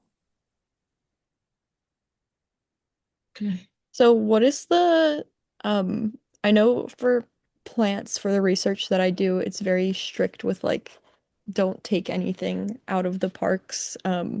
When you are doing identifications, do you guys just like take little pieces out or like is that just kind of something that's on the down low? Like what is the what is the You can go in Pennsylvania without a permit. In New Jersey, we get scientific permits for our forays. okay. Yeah, I forgot about that when I suggested taking home for sport print. Yeah, New Jersey, you're breaking the law, I guess, when you do that. Well, it depends where you are. Yeah, if you're on public property, more I think mostly if it's state property, you're not supposed to. I think like as a general rule, it's like site dependent, and it's always good to check out the website or actually stop in and ask wherever you're hanging I out. mean, I've gotten collection permits for plants at county parks, state parks, wildlife management areas, so I'm sure it's similar for mushrooms. I know though, like for places like Franklin Parker Preserve, it's really easy because you could just say like, "Oh, hey Russell, can I collect a plant?" And he's like, "Oh yeah, sure." Yeah. And I think maybe the larger question, or maybe you already know this, like is how harmful is it to the population Yeah. to collect this organism? It is not even close to as harmful as collecting an actual plant, right? Yeah. Right. It's the old picking an apple off the tree analogy. That's how harmful it is to the tree. Picking an apple off of it isn't going to affect that thing at all. So when you're collecting a mushroom, as long as it's a healthy population, you're not harming the larger fungus, in my opinion. And I think that's pretty much shared universally amongst mycophiles. Yeah, Right. that's the status quo. Yeah, the tree But is I underground would say in the I would express substrate. a little bit of a misgiving when it comes to perennial polypores that Yes. take years to grow to maturity. That might be an exception. Yeah, any with perennial Maldives. mushroom is different. Yeah, because they're home to the bugs and they need that home. Yeah, look at that little guy. He was having a feast on that oyster. That was him when he was lost in the sauce in the middle picture. Then I kind of took him out and put him on top because you could see his antennae a little bit better, but the photos aren't great. I was losing daylight, so Yep. But that one right there, right? This little beetle, they require fungi. That's part of their overall life cycle, if I'm not mistaken. yeah. I love the fungus beetles. They're so fun. I found some fun ones in the marsh that I'm getting all of the species for. they really like to be on the logs. Like when I flip them and there's a lot of like mold or crust fungi, they'll be um like nestled in there.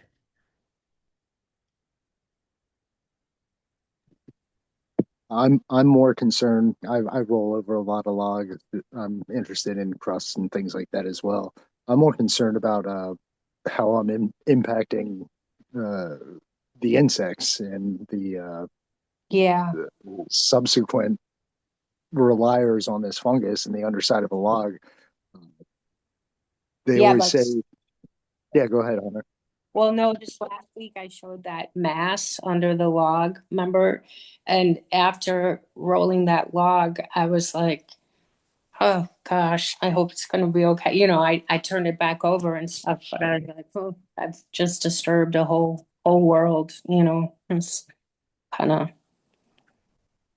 Yeah, they say, or getting back on that topic of like picking a mushroom, how harmful is it to the overall fungus?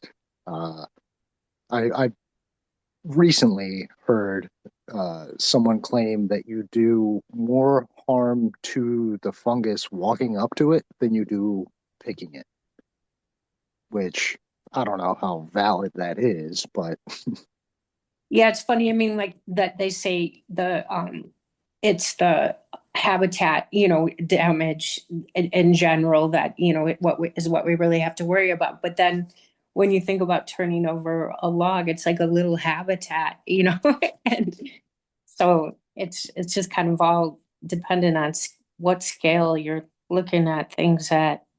But I guess that's what they mean when you're walking up to it, right? You're disturbing the habitat that it grows in, or is that what they mean? I think so. And then it was further explained to me that by walking over let's say you're walking up to a ectomycorrhizal fungus, you're compressing the mycorrhizae and things like that. And that's Right. more detrimental than actually picking the fruit. Makes sense. It's the tree, right? Underground. Yeah.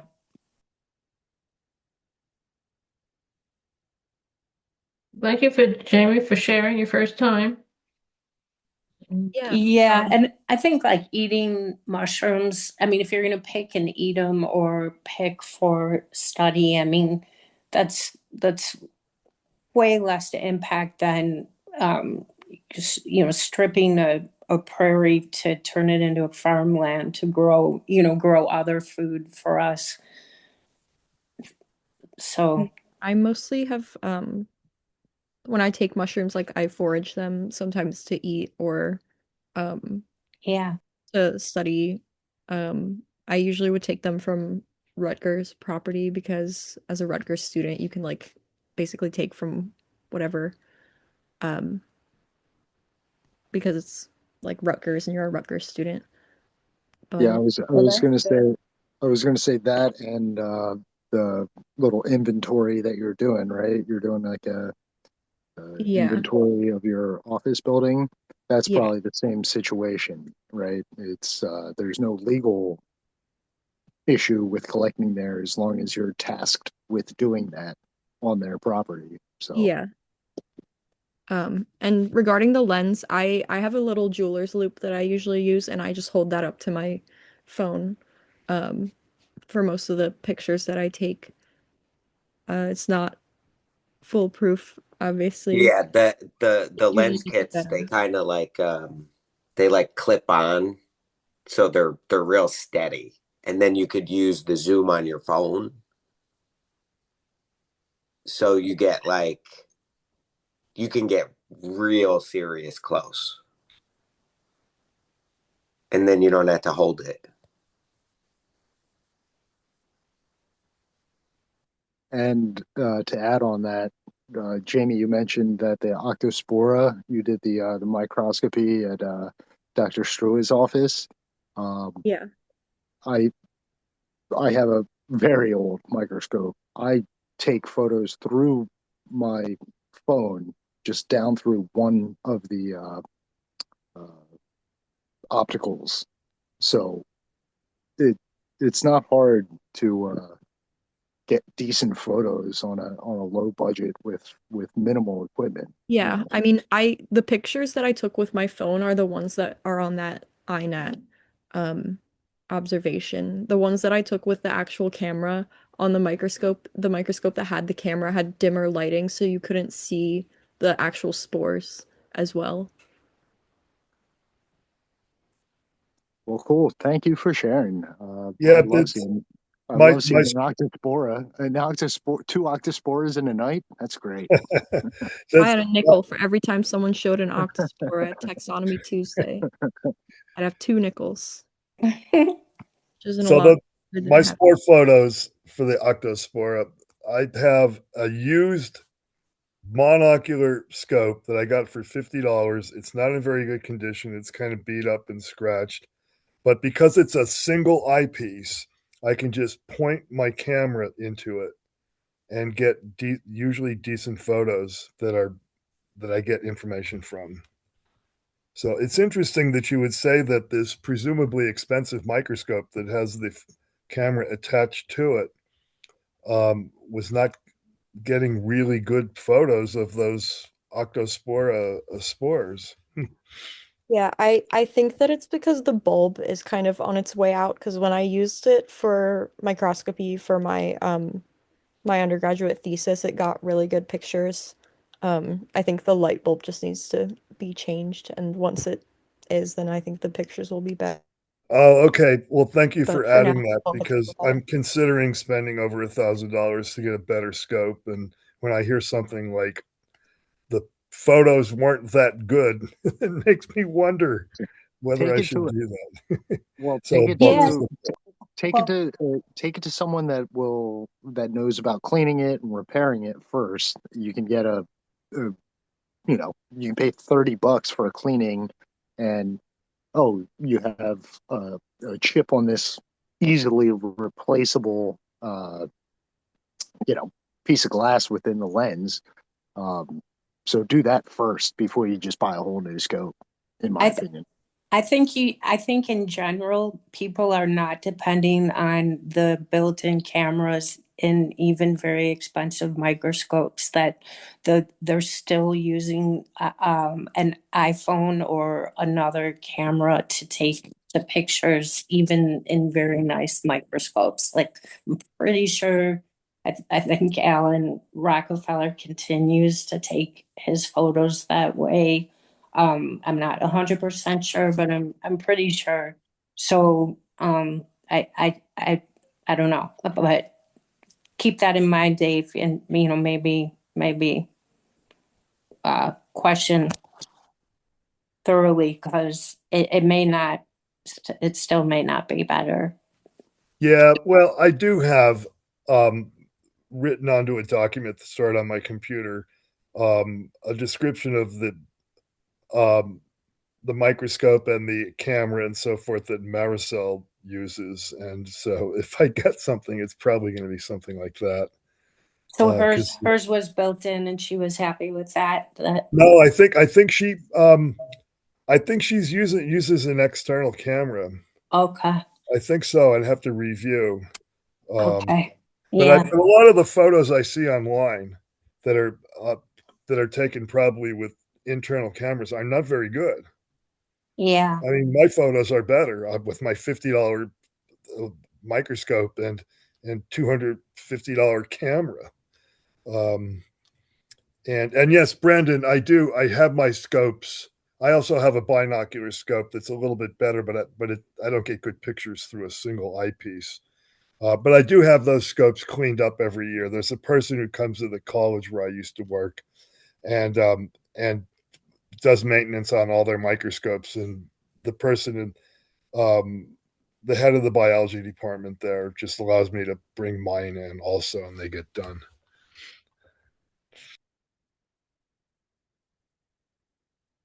Well, it's about 9. Oh, I'm sorry. Go ahead. Yeah, I'm just saying it's about 9 o'clock, so it's probably a good time to stop. Sure, we'll have plenty of members' finds for next week, right? So if anything didn't get shown today, please let us know, and we can put you on next week. Anybody else wants to show anything before we leave? Thanks, Sue. Yeah, Okay, thank you. everyone. Okay, Yeah. good night, everyone. Thank you, Sue. Thanks. Good Thanks night. for hosting. Good night. Thanks for hosting. If you wouldn't mind not ending it, if anyone wants to stick around and maybe have a look at some stuff. Okay, let me just stop the recording. Yeah, I'll stay on. I'll stay for a few minutes. I want to